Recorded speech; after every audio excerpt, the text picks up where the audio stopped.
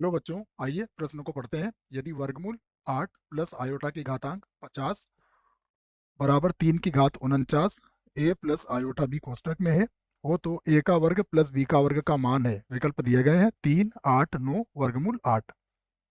प्रश्न को हल करेंगे, उसके पहले मुख्य अवधारणा लिखेंगे। मुख्य अवधारणा मुख्य अवधारणा में हम प्रश्न को हल करने की रूपरेखा पर विचार करते हैं बच्चों।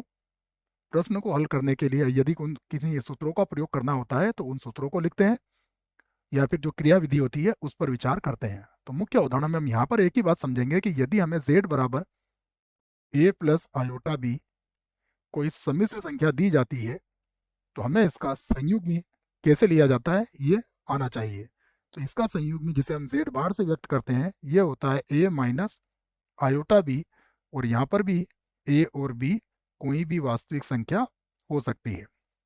तो अब हमें प्रश्न में जो दिया गया है हम उसे लिख लेते हैं और संयुग्मी की सहायता से इसको हम हल करेंगे।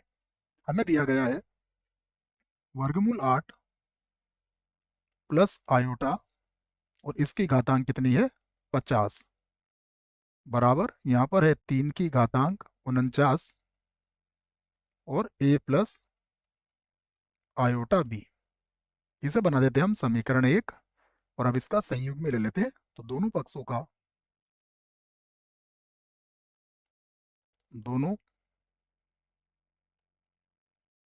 का संयुग्मी लेने पर संयुग्मी लेने पर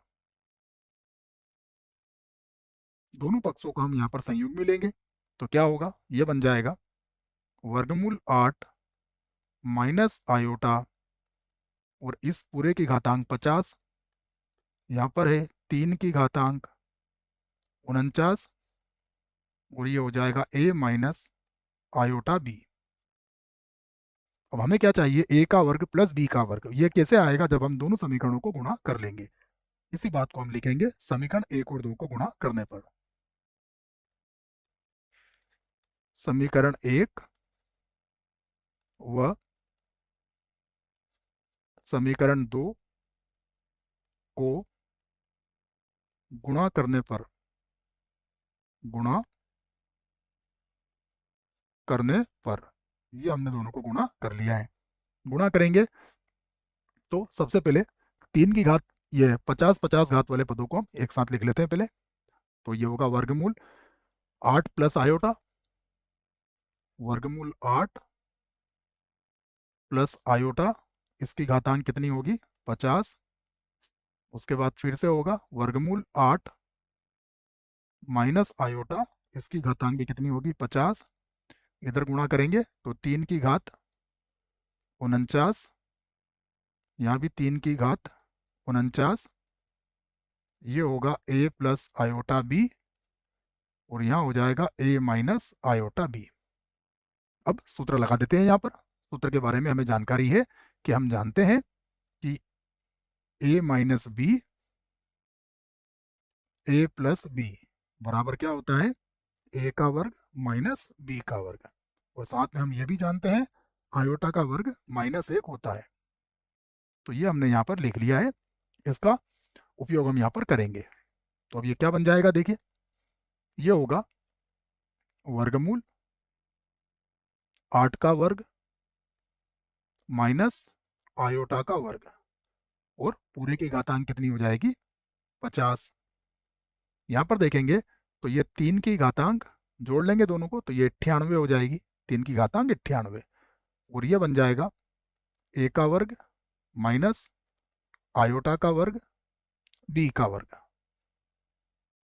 वर्गमूल 8 का वर्ग करेंगे तो ये होगा 8, आयोटा का वर्ग -1 होता है जो +1 हो जाएगा, और घातांक 50 है।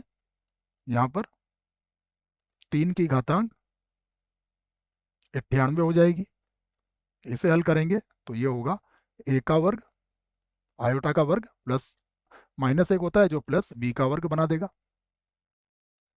यहाँ 8 और 1 9 हो जाएगा तो ये 9 की घातांक 50 होगी।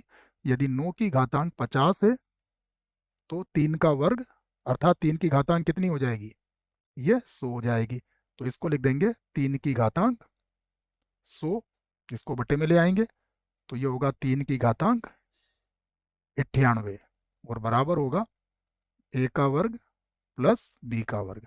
इसको घटा देंगे तो यहाँ से हमें मिलेगा ए का वर्ग प्लस बी का वर्ग बराबर 3 का वर्ग बचेगा, जो किसके बराबर होगा, 9 के बराबर होगा। विकल्प देखते हैं तो ये गलत, ये भी गलत, ये जो है ये सही विकल्प है, ये भी गलत है। तो विकल्प मिल चुका है। आशा करता हूँ बच्चों प्रश्न का उत्तर अच्छे से समझ में आया होगा। धन्यवाद।